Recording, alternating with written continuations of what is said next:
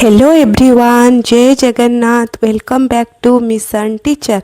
Mission Teacher आज आपण मानक पई पॉलिटीर एक न्यू क्लास नहीं आसी, जो क्लास रे कि आमे माने fundamental fundamental duties and DPSP को डिटेल्स रे डिस्कसन करने सहित तार एमसीक्यू मध्य डिस्कसन करबा।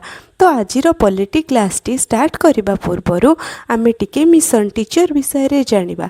मिशन टीचर हेउची एमिति एक यूट्यूब चैनल जो थिरे यूनिट वाइज थ्योरी क्लासेस सहित डिटेल्स एमसीक्यू डिस्कसन मध्य होई थाए। जहाँ भी सबू आम यूट्यूब चैनल ले डिस्कसन होई थाए तार फ्री मटेरियल सब आमर टेलीग्राम चैनल ले प्रोवाइड करा जाई थाए। सबू इम्पोर्टेंट इनफॉरमेशन मध्य आम टेलीग्राम चैनल सहित आमर व्हाट्सएप चैनल ले मध्य प्रोवाइड करा जाई थाए। आउ जो मटेरियल्स रहिला सबू जहाँ भी क्लास रे पढ़ा जाउची तार पीडीएफ्स थ्योरी रो पीडीएफ्स हैला एमसीक्यू रो पीडीएफ फाइल हैला सबू आमर टेलीग्राम चैनल ले प्रोवाइड करा जाई थाए। ता भी पुणी पूरा पूरी फ्री ऑफ कॉस्ट रे। जो माने भी एपे जाए आमर टेलीग्राम आ आमर व्हाट्सएप चैनल ले जॉइन हे नाहंती जल्दी जल्दी डिस्क्रिप्शन ले दिया जाउथिबा लिंक को क्लिक करी जॉइन हे जानतु। आहुरी आपणकर प्रिपरेशन को एनहांस करंतु। चलंतु आजिर क्लास टी स्टार्ट करिबा। आजिर क्लास रे आमे फंडामेंटल ड्यूटीज सहित डीपीएसपी को पढ़िबा।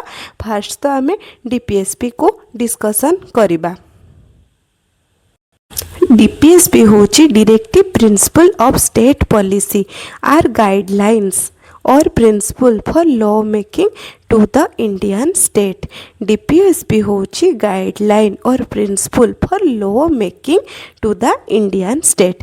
आउ डीपीएसपी टा आम कॉन्स्टिट्यूशन लो पार्ट 4 रे अच्छी आर्टिकल 36 रु 51 रे अच्छी हैला। वेरी वेरी इंपोर्टेंट आम कॉन्स्टिट्यूशन लो केते पार्ट रे डीपीएसपी अच्छी आउ केते आर्टिकल लो केते आर्टिकल 36 रु 51। तो डीपीएसपी रो काम कौन मो कॉन्स्टिट्यूशन ले से कौन करे तो तार एम होची to establish social and economic democracy through a welfare state.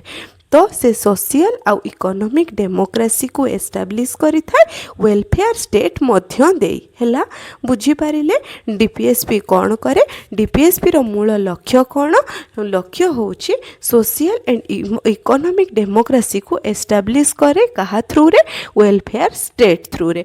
बुझी पारिले तो नेक्स्ट आमे जीबा डीपीएसपी रो फीचर्स कौन। डीपीएसपी रो फीचर्स हैला डीपीएसपीज आर नॉन जस्टिसेबल माने जेमिति आमर फंडामेंटल राइट्स क्षुण्ण हेले आमे माने हाई कोर्ट हो सुप्रीम कोर्ट हो जो थिरे मध्य जो कोर्ट रे हेले मध्य द्वारस्थ हेई परिबा। किंतु डीपीएसपी जदि आमर क्षुण्ण होईची तो आमे को कोर्ट रे मध्य द्वारस्थ होई परिबा नाही कारण DPSPs are non justiciable meaning they cannot be enforced by court। मुझे जोटा कहली तो आर्टिकल 37 कौन कहे। Article 37 state that although they are not enforceable by any court they are fundamental in the governance of the country। Article 37 कौन कहे जानिले ताहले तो it is the duty of the central and state government to apply this principle while making law and policies। तो central government आउ state government DPSP को केतेबेले use करंती जेतेबेले गोटे law तैयारी पाई law की पॉलिसी तैयारी कला बेले हैला। Courts often use DPSP.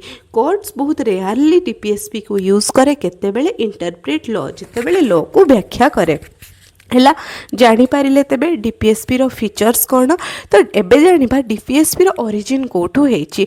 तो ओरिजिनली एटा हम ओरिजिनल कॉन्स्टिट्यूशन रे एटा आड जेतेबेले हैला कोठू आसीथिला कहंतु तो देखि को कॉन्स्टिट्यूशन लो आसीथिला आयरलैंड रो कॉन्स्टिट्यूशन लो आसीकी हमर ओरिजिनल कॉन्स्टिट्यूशन ले आड हेथिला हैला। They are similar to the instrument of instruction under the government of India act 1935। तापरे फंडामेंट कहा जायछि जे both fundamental right and DPSP have a common origin in the Sapru report. Fundamental right आउ DPSP रो गोटे कॉमन ओरिजिन अछि कोठू साप्रू report केबे आसीथिला 1945 रे।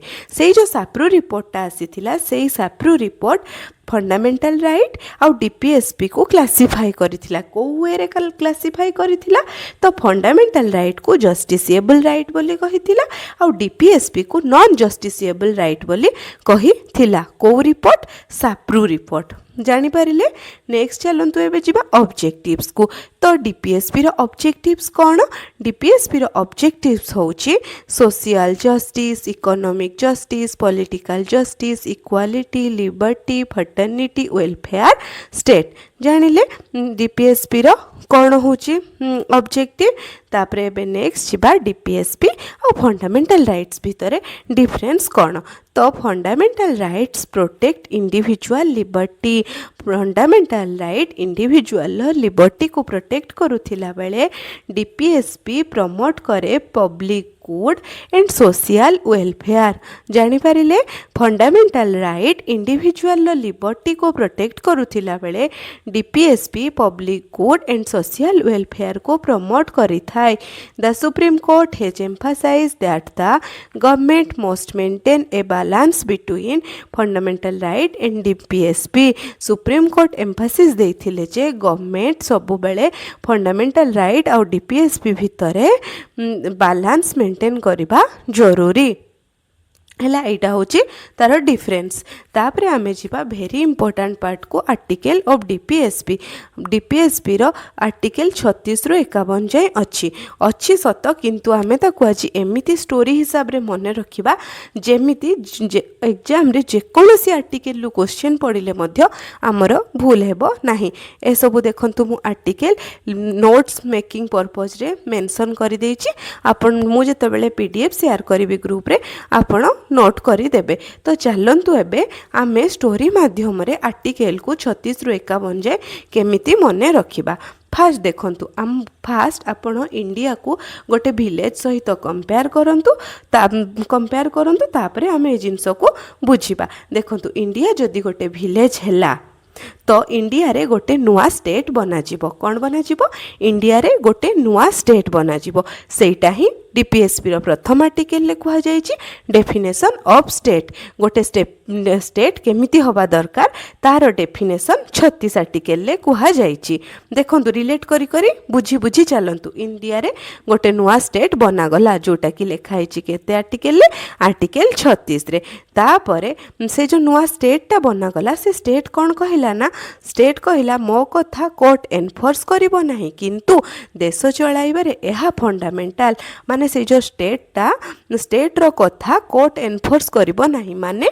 सेटा नॉन जस्टिसिएबल किंतु सेटा होची गो देश चलाइबा पई तार कथा पूरा फंडामेंटल माने मूलदुआ जोटा कि कौन कहा गला एप्लीकेशन से जो स्टेट रो एप्लीकेशन माने से जो स्टेट टा बना गला तार एप्लीकेशन ऑफ प्रिंसिपल से कथाटा कहा गला केते आर्टिकल ले 37 आर्टिकल ले बुझीपारे से कहला मो कथा कोर्ट रे एनफोर्स करी होबो नै किंतु एहा देश चलाइबार फंडामेंटल मूलदुआ तो सी एते बड़ कथा कहिछि माने देश चलाइबार मूलदुआ तो सी कोन करिवो तापरे देखंतु सी जो कहिदेला मूलदुआ बोली से तापरे से नुआ स्टेट टा कोन कला ना समस्तनको पई स्टेट रे सोशल जस्टिस आ वेलफेयर आनिबा को चेष्टा कला से कहिदेला देश चलाइबा पई मूलदुआ तो सेथि पई से आनिला सोशल जस्टिस एंड वेलफेयर जोटा कि आमर आर्टिकल 38 रे अच्छी आनिला सोशल जस्टिस आ वेलफेयर खाली तो दुईटा वर्ड लिखिदेले हबनी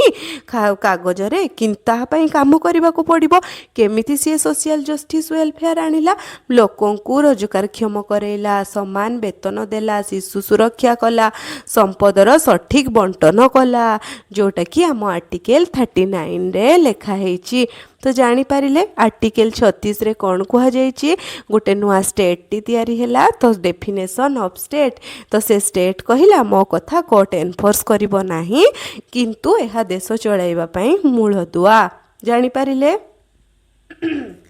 या देश चलाइबा पई मूलदुआ जोटा कि आर्टिकल 37 ଲେଖା ହେଇଛି।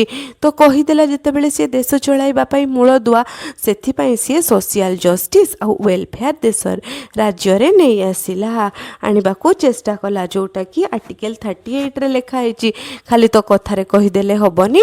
ସୋସିଆଲ ଜଷ୍ଟିସ୍ ୱେଲଫେୟାର ପାଇଁ ସେ ସମସ୍ତଙ୍କୁ ରୋଜଗାର ଦେଲା, ସମାନ ବେତନ ଦେଲା, ଶିଶୁ ସୁରକ୍ଷା ଦେଲା, ସମ୍ପଦର ସଠିକ୍ ବଣ୍ଟନ କଲା। ହେଲା, ତ ଜାଣିପାରିଲେ 36, 37, 38, 39। ତାପରେ ଏବେ ଯିବା 39A ମାନେ 39Aକୁ ଯିବା। ତ ସେ ୱେଲଫେୟାର କରିବ କହିଛି, ୱେଲଫେୟାର କରିବ ବୋଲି ତା ଚକ୍କରରେ ସେ ଗରିବ ଲୋକମାନଙ୍କୁ ଫ୍ରି ଲିଗାଲ ଏଡ୍ ମଧ୍ୟ ଦେଲା। କ'ଣ ଦେଲା? ଫ୍ରି ଲିଗାଲ ଏଡ୍ ମଧ୍ୟ ଦେଲା।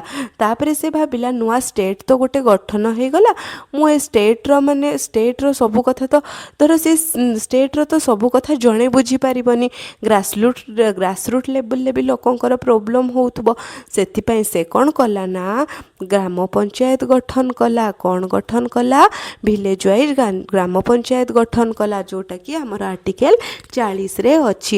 ଗ୍ରାମ ପଞ୍ଚାୟତ ଯେତେବେଳେ ଗଠନ କଲା ସେତେବେଳେ ସିଏ ସମସ୍ତଙ୍କର ସୁବିଧା ଅସୁବିଧା ବୁଝିପାରିଲା। ଲୋକମାନେ ବେରୋଜଗାର ଥିଲେ, ବୃଦ୍ଧ, ଅସହାୟ ବହୁତ ଲୋକ ଥିଲେ। ତ ସେମାନଙ୍କୁ ସେ କ'ଣ କଲା? ରାଇଟ୍ ଟୁ ୱାର୍କ, କାମ ଯୋଗାଇ ଦେଲା, ଯେଉଁଟାକି ଆମର କେତେ ଆର୍ଟିକେଲରେ ଅଛି? ଆର୍ଟିକେଲ 41ରେ ଅଛି। କାମ ଯୋଗାଇ ଦେଲା, ଯେଉଁଠି ସୌଠି ତ ଯାଇକି ଲୋକ କାମ କରିପାରିବେନି। କାମ କରିବା ପାଇଁ ତ କାମ କରିବା ଭଳି ଗୋଟେ ସୁଇଟେବୁଲ୍ ଏନଭାରମେଣ୍ଟ ଦରକାର। ତ ସେ କ'ଣ କଲା ନା ହ୍ୟୁମାନ୍ ୱାର୍କିଂ କଣ୍ଡିସନ୍ କଲା, ହ୍ୟୁମାନ୍ ୱାର୍କିଂ କଣ୍ଡିସନ୍ କଲା, ଯେଉଁଟାକି ଆମର ଆର୍ଟିକେଲ 42ରେ ଅଛି। ସେଇଥିରେ ଆଉ ଗୋଟେ କ'ଣ ଆଡ଼୍ କଲା? ମେଟର୍ନିଟି ରିଲିଫ୍ ମାଆମାନଙ୍କ ପାଇଁ ମଧ୍ୟ ସୁବିଧା ଯୋଗାଇ ଦେଲା। ସେ କହିଛି ୱେଲଫେୟାର କରିବ। ତ ତାପରେ କ'ଣ କଲା ନା ଏ ଯେଉଁ ଶ୍ରମିକମାନେ ତ ଖାଲିରେ କାମ କରିବେନି, ଖାଲିରେ କରିବେ ନା, ତାଙ୍କୁ ୱେଜ୍ ବି ଦରକାର। ସମସ୍ତଙ୍କୁ ପାରିଶ୍ରମିକ ମଧ୍ୟ ଦେଲା। କ'ଣ ଦେଲା? ସମସ୍ତଙ୍କୁ ପାରିଶ୍ରମିକ ଲିଭିଂ ୱେଜ୍ ଦେଲା, ଯେଉଁଟାକି ଆମର ଆର୍ଟିକେଲ 43ରେ ଅଛି। ଆର୍ଟିକେଲ 43ରେ ଅଛି। ତାପରେ ସେ କ'ଣ କଲା? 43Aରେ ଇଣ୍ଡଷ୍ଟ୍ରିରେ, କାରଖାନାରେ ଯେମିତି ୱାର୍କରମାନଙ୍କର ପାର୍ଟିସିପେସନ୍ ବଢ଼ିବ ତାକୁ ମଧ୍ୟ ଏମ୍ଫାସିସ୍ ଦେଲା, ଯେଉଁଦ୍ୱାରା ଅନଏମ୍ପ୍ଲୟମେଣ୍ଟ ଡିକ୍ରିଜ୍ ହେବ। ହେଲା, ତାପରେ ନେକ୍ସଟ ଜାଣିପାରିଲେ। ତାପରେ ନେକ୍ସଟ କ'ଣ କଲା? ଲେବରମାନେ କେମିତି ଯାଇ କାମ କରିବେ ଇଣ୍ଡଷ୍ଟ୍ରିରେ ତାକୁ ଦେଖିଲା। ତ ଲେବରମାନେ କେତେବେଳେ ଯିବେ? ଯେତେବେଳେ ସେମାନଙ୍କ ଭିତରେ ସବୁ କୋପରେସନ୍ ଭଲ ରହିବ। ମାନେ କୋପରେସନ୍ ଭଲ ରହିଲେ ସିନା ସେମାନେ ମିଶିକି ଯିବେ କାମ କରିବା ପାଇଁ। ତ ସେଥିପାଇଁ ସେ କ'ଣ କଲା ନା ନୂଆ ଷ୍ଟେଟ୍ଟି କୋପରେଟିଭ ସୋସାଇଟି ସବୁ ଗଠନ କଲା, ଛୋଟ ଛୋଟ କୋପରେଟିଭ ସୋସାଇଟି ଗଠନ କଲା। କେତେ ଆର୍ଟିକେଲରେ ଅଛି? ଆର୍ଟିକେଲ 43Bରେ ଅଛି ଯେଉଁଟା। ହେଲା, ତାପରେ ସେ କ'ଣ କଲା? ଏସବୁ କରିସାରିଲା ପରେ ରାଜ୍ୟରେ ୟୁନିଫର୍ମ ସିଭିଲ କୋଡ଼୍ ଲଗାଇଦେଲା, ସମସ୍ତଙ୍କ ପାଇଁ ସମାନ ଆଇନ ଲଗାଇଦେଲା, ଯେଉଁଟାକି ଆର୍ଟିକେଲ 44ରେ ଅଛି, ଭେରି ଇମ୍ପୋର୍ଟାଣ୍ଟ। ତାପରେ ଲଗାଇ ଦେଇ ସାରିଲା ପରେ ପ୍ରଥମ ଆଇନ ସେ କଲା କାହା ଉପରେ? ଚିଲଡ୍ରେନ୍ ମାନଙ୍କ ବିଷୟରେ। ଛୁଆମାନଙ୍କୁ କ'ଣ ଦେଲା? ଆର୍ଲି ଚାଇଲ୍ଡହୁଡ୍ କେୟାର ଆଉ ଏଜୁକେସନ୍ ଦେଲା, ଯେଉଁଟାକି କେତେ ଆର୍ଟିକେଲରେ ଅଛି? 45 ଆର୍ଟିକେଲରେ ଅଛି। ତାପରେ ଦେଖିଲା ହଁ ଛୁଆମାନଙ୍କୁ ଦେଲି ଯେ ସେଇ ଛୁଆମାନଙ୍କ ଭିତରୁ ନା SC/ST ଛୁଆମାନେ ଟିକେ ବେଶୀ ୱିକ୍ ଅଛନ୍ତି। ତ ସେମାନଙ୍କ ପାଇଁ ଆଉ ଗୋଟେ ପ୍ରୋଗ୍ରାମ୍ ଆଣିଲା, ଯେଉଁଟାକି ଆର୍ଟିକେଲ 46ରେ ଅଛି। SC/ST ପିଲାମାନଙ୍କର ଶିକ୍ଷା ଆଉ ଅର୍ଥନୈତିକ ଉନ୍ନତି କଲା। ଖାଲି କାହାର କଲା? SC/ST ପିଲାମାନଙ୍କର। କେତେ ଆର୍ଟିକେଲରେ ଅଛି? 46 ଆର୍ଟିକେଲରେ ଅଛି। ହେଲା, ମନେ ରଖୁଥିବେ। ତାପରେ ସେ କହିଲା ଖାଲି ଶିକ୍ଷା ଅର୍ଥନୈତିକ ଉନ୍ନତି କରିଦେଲେ ହେବ କି? ନା, ସେମାନେ କେତେବେଳେ ଭଲ ପାଠ ପଢ଼ିବେ? ଯେତେବେଳେ ସେମାନେ ପ୍ରପର ନ୍ୟୁଟ୍ରିସନ୍ ପାଇବେ। କ'ଣ ପାଇବେ? ପ୍ରପର ନ୍ୟୁଟ୍ରିସନ୍ ପାଇବେ। ତ ଆର୍ଟିକେଲ 47 ହେଉଛି ନ୍ୟୁଟ୍ରିସନ୍। ସେମାନଙ୍କର ହେଲ୍ଥ ସିନା ଭଲ ରହିଲେ ସେମାନେ ପାଠ ଭଲ ପଢ଼ିବେ, ତ ସେ ନ୍ୟୁଟ୍ରିସନ୍ ବ୍ୟବସ୍ଥା ମଧ୍ୟ କଲା। ତ ଭଲ ନ୍ୟୁଟ୍ରିସନ୍ କେତେବେଳେ ପାଇବେ? ଯେତେବେଳେ ରାଜ୍ୟରେ ଭଲ ଏଗ୍ରିକଲଚର ହେବ। ଭଲ ଏଗ୍ରିକଲଚର ହେଲେ ସିନା ଭଲ ଆନିମଲ୍ ହଜବେଣ୍ଡରୀ ହେବ, ଯେ ପଶୁମାନେ ଚରି ବୁଲିକି ଖାଇକି ଭଲ, ଧର ଗାଈ ଚରି ବୁଲିକି ଖାଇକି ଭଲ କ୍ଷୀର ଦେବେ, ପିଲାମାନେ କ୍ଷୀର ପିଇକି ତାଙ୍କର ଭଲ ପାଠ ପଢ଼ିବେ। ତ ସେଥିପାଇଁ ସେ କ'ଣ କଲା? ଏଗ୍ରିକଲଚର ଆଉ ଆନିମଲ୍ ହଜବେଣ୍ଡରୀ ଉପରେ ଗୁରୁତ୍ୱ ଦେଲା, ଯେଉଁଟାକି ଆର୍ଟିକେଲ 48ରେ ଅଛି। ତ କେତେବେଳେ ଭଲ ଏଗ୍ରିକଲଚର ହେବ?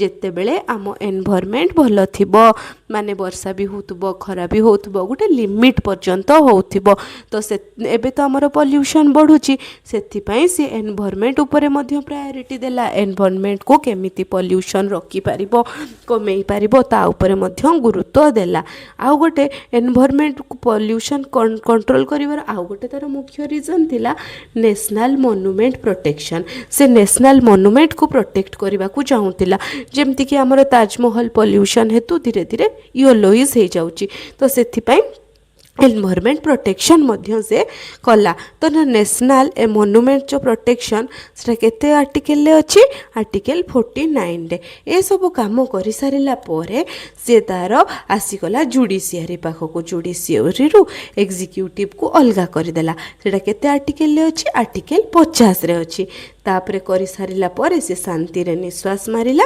कौन कला देश रे इंटरनेशनल पीस आउ सिक्योरिटी बजाई रखिला सब काम सरीगला पर सी लास्ट रे इंटरनेशनल पीस आउ सिक्योरिटी को बजाई रखिला जोटा केते आर्टिकल अच्छी आर्टिकल 51 रे अच्छी तो आउ थरे देखंतु मने रही जिवो देखंतु फास्ट भारत को गोटे गाँ भली भावंतु भारत रे गोटे नुआ राज्य आसिला कौन आसिला राज्य आसिला तो राज्य जेतेबेले आसीबो तार नामकरण होबो तार सब काम होबो तार नुआ सीएम हेबे मंत्रिमंडल गठन करा जिवो बहुत काम होबो ना नहीं तो सेही 36 आर्टिकल कौन कहूची डेफिनेशन ऑफ स्टेट तापरे आसिला जेतेबेले से कहिला से राज्यटा मो कथा कोर्ट एनफोर्स करिवो नाही माने मोर कथा जस्टिसएबल नुहे सत किंतु देश चलाइबा पई एहा होची फंडामेंटाल केते बड़ कथा कहिला देखंतु तो से जो एई कथाटा कहिला सेटा केते आर्टिकल ले अछि 37 आर्टिकल ले देश चलाइबा पई मूलदुआ जेतेबेले सी कहि देइछि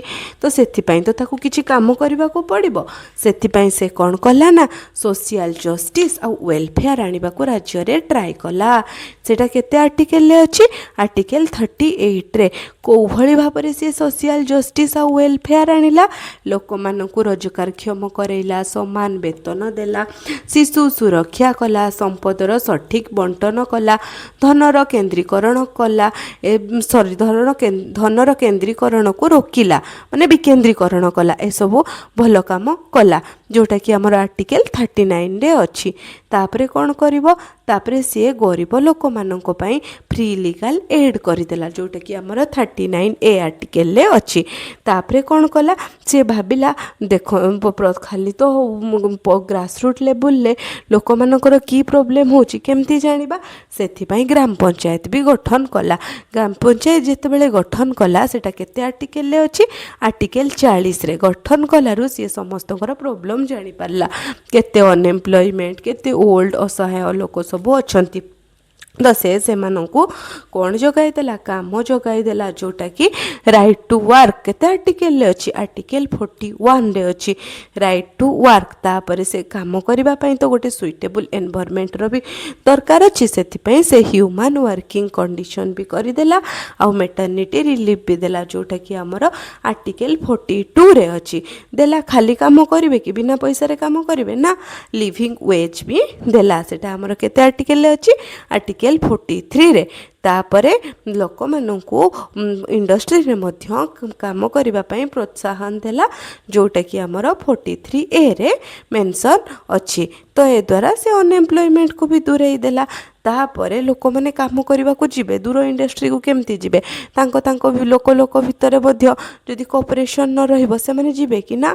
तो से चालाक करिकी कोऑपरेटिव सोसाइटी गठन करदेला जोटा कि हमर 43 बी रे अच्छी तापरे से यूनिफॉर्म सिविल कोड आनिला केते आर्टिकल ले आर्टिकल 44 रे समग्र देश पई गुटे आईन लगेई देला हैला तापरे से यूनिफॉर्म सिविल कोड रो प्रथम रूल कहा पई थिला चिल्ड्रेन मानक पई थिला चिल्ड्रेन मानक पई कोन थिला early childhood care and education तो सेटा केते आर्टिकल ले अछि आर्टिकल 45 रे तो सेठी देखिला चिल्ड्रेन मानक भितरे पछुआ वर्ग रे एससी एसटी माने टिके रही जाउछंती तो सी एससी एसटी मानक पई शिक्षा और अर्थनीति ଉନ୍ନତି ଆଣିବାକୁ ଟ୍ରାଏ କଲା ହେଲା।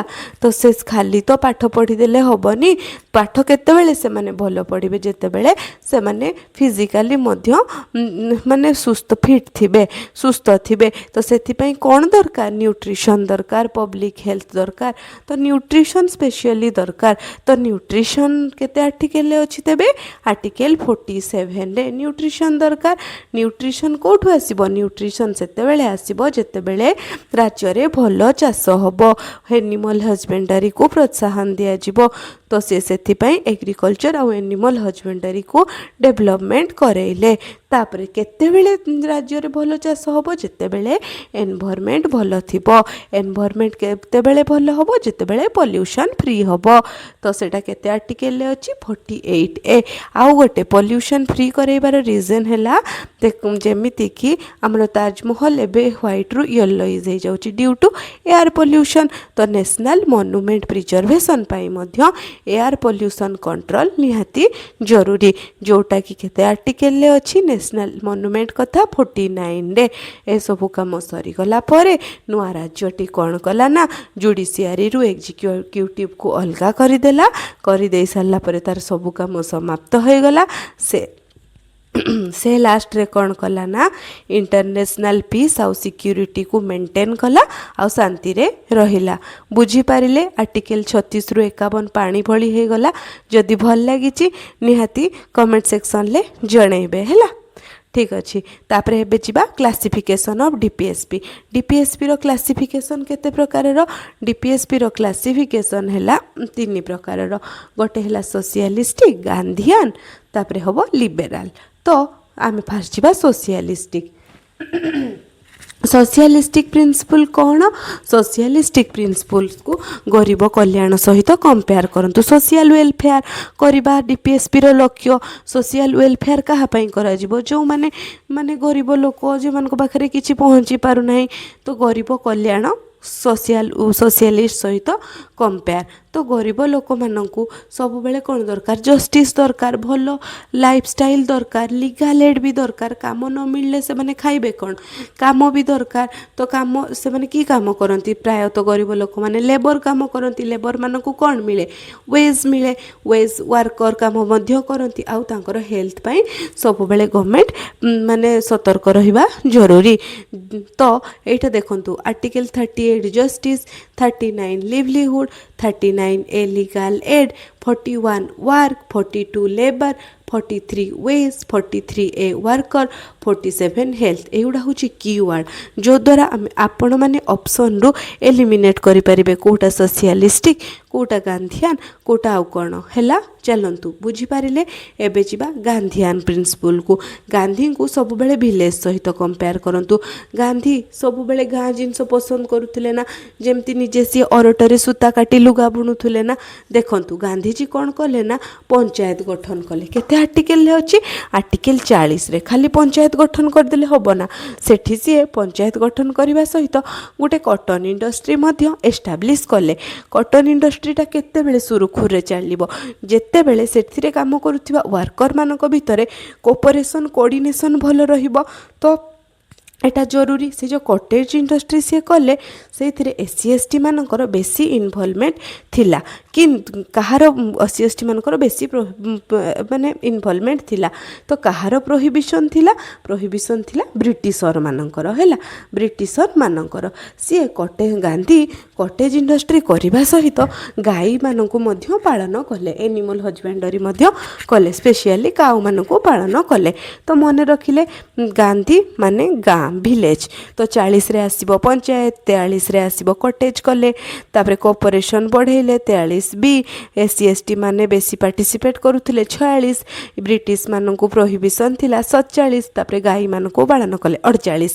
ଜାଣିପାରିଲେ ଗାନ୍ଧିଆନ୍ ପ୍ରିନ୍ସିପଲ୍ ଭିତରେ କ'ଣ ଆସୁଛି? ଜାଣିପାରିଲେ ନା?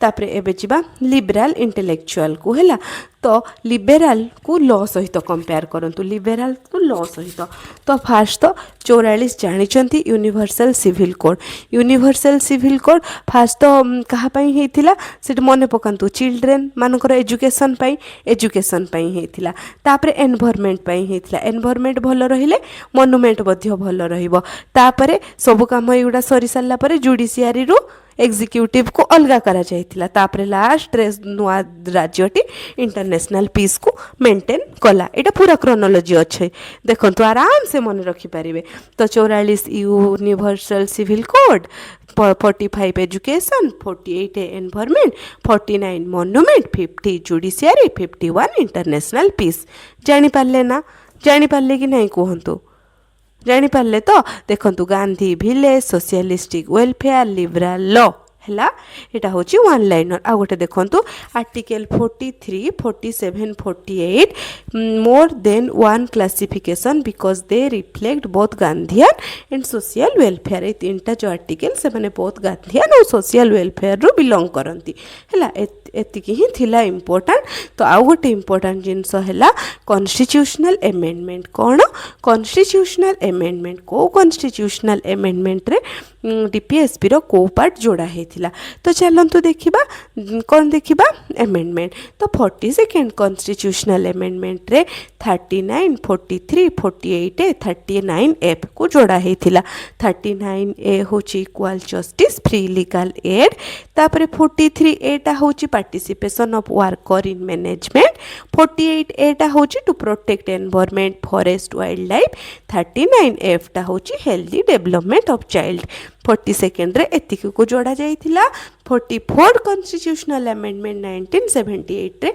38 को जोड़ा हितला 38 कौन को हुए state to minimise inequality in income status facility and opportunity तो आर्टिकल ना तापर होची 86 अमेंडमेंट एक्ट 2002 एटारे कौन ऐड हेतिला चेंज 45 रे चेंज हेतिला कौन चेंज हेतिला early childhood care and education for all children until they attain age of 6 हैला तापर 97 रे कौन हेतिला 97 अमेंडमेंट एक्ट 2011 रे 43 ऐड हेतिला 43 रे कौन ऐड हेतिला the state shall endeavour to promote voluntary formation autonomous functioning democratic control professional management of cooperative society एतिकी ही थिला हमर डीपीएसपी रो आज पई इंपोर्टेंट नेक्स्ट आमे जिबा फंडामेंटल ड्यूटीज को एबे आमे कौन पढ़िबा फंडामेंटल ड्यूटीज मुझे कहूली एबे आमे फंडामेंटल ड्यूटीज पढ़िबा फंडामेंटल ड्यूटी रे सेमिति किछि इंपोर्टेंट नै अल्प जिंस अछि भलसे पढ़िदबा मन रखिदबा हैला चलंतु फंडामेंटल ड्यूटीज ता प्रथमतः पार्ट 4A रे अछि तो जदि पचारा जाय फंडामेंटल ड्यूटी ता हमर ओरिजिनल कॉन्स्टिट्यूशन ले मेंशन थिला ना परे ऐड हेछि कहंतु तो कोन हबो हमर फंडामेंटल ड्यूटी टी परे कॉन्स्टिट्यूशनल अमेंडमेंट रे ऐड हेची ओरिजिनल कॉन्स्टिट्यूशन ले नथिला आउ गोटे जिंस फंडामेंटल ड्यूटीज फॉरेनर आउ सिटीजन दी जन जाक उपभोग करंती ना दी जन जाक ड्यूटी निभांती माने गोटे राष्ट्र पई ना केवल सिटीजन माने एटा भी गोटे कन्फ्यूजिंग स्टेट मने रखंतु फंडामेंटल ड्यूटी केवल इंडियन सिटीजन मानक पई केवल इंडियन सिटीजन मानक पई चलंतु एबे तो fundamental duty T part 4A रे अछि आर्टिकल 51 रे अछि हैला 42 कॉन्स्टिट्यूशनल अमेंडमेंट 1976 द्वारा एटा ऐड हेछि जोथिरे कि 10टी ड्यूटी अछि जोथिरे केतटी ड्यूटी अछि 10टी ड्यूटी अछि तो 86 कॉन्स्टिट्यूशनल अमेंडमेंट 2002 रे 11 नंबर ड्यूटी ऐड हेछि केते नंबर ड्यूटी ऐड हेछि 11th नंबर ड्यूटी ऐड हेछि आ एटा को ए जो फंडामेंटल ड्यूटी टा ऐड हैला कॉन्स्टिट्यूशन ले को कमिटी रो रिकमेंडेशन थिला स्वर्ण सिंह कमिटी रो रिकमेंडेशन थिला कहार रिकमेंडेशन स्वर्ण सिंह कमिटी रो रिकमेंडेशन थिला ଆଉ ଏଇଟା କେଉଁ କନଷ୍ଟିଚ୍ୟୁସନରୁ ମାନେ କେଉଁ କନଷ୍ଟିଚ୍ୟୁସନରୁ ବର ହେଇଛି ୟୁଏସ୍ଏସ୍ଆର୍ କନଷ୍ଟିଚ୍ୟୁସନରୁ ବର ହେଇଛି। ଆଉ ଆର ନେଚର କ'ଣ like DPSP this is also non justiciable. Okay, ତ ପାର୍ଟ 4 ରେ ଅଛି ଆର୍ଟିକଲ 51A 42nd କନଷ୍ଟିଚ୍ୟୁସନାଲ ଆମେଣ୍ଡମେଣ୍ଟରେ 10ଟା फंडामेंटल ड्यूटी आड होता। Next 86 constitutional amendment 2002 11th number रो फंडामेंटल ड्यूटी आड होगी एबे हमर 11टी फंडामेंटल ड्यूटी अच्छी। कौ कमिटी रेकमेंड करथिले स्वर्ण सिंह कमिटी। आउ एटा ए जो फंडामेंटल ड्यूटीटा कौठू बर होगी आसीची यूएसएसआर रु। आउ आर नेचर होची नॉन जस्टिसिएबल। देखंतु फंडामेंटल ड्यूटी 11टी टिके ओवरलुक करदबा हैला। फास्ट तो to abide by constitution and respect its idea institutions the national flag and national anthem. तो आमर ड्यूटी हैला नेशनल फ्लैग आउ नेशनल एंथेम को सम्मान दबा। देखंतु देश आमको फंडामेंटल राइट दौची जहार भरपूर आमे फायदा उठाउचु, भरपूर मात्रा रे सुविधा सुजोग पाउचु। ता प्रति बदल रे आमे देश को कौन दौचु, आमर भी तो किछि ड्यूटी रहिबा दरकार। सेटा भाबी कि ही कॉन्स्टिट्यूशन ले फंडामेंटल ड्यूटी को ऐड करा जाइथिला जेमिति कि गोटे बैलेंस मेंटेन हबो। कौन मेंटेन हबो, गोटे बैलेंस मेंटेन हबो। बुझी पारिले? तो आमर कौन कौन ड्यूटी रहिछि ताकू चलंतु एबे देखिबा। तो फास्ट से देखिले नेशनल फ्लैग नेशनल एंथेम को रेस्पेक्ट दबा। तापरे होची फ्रीडम स्ट्रगल समय जो नोबेल आइडियाज थिला ताकू मध्य फॉलो करिबा आमर duty. Next to uphold and protect the sovereignty unity integrity of India. सबु बेले आमे प्रोटेक्ट करिबा आम इंडिया रो सॉवरेनिटी यूनिटी इंटीग्रिटी को।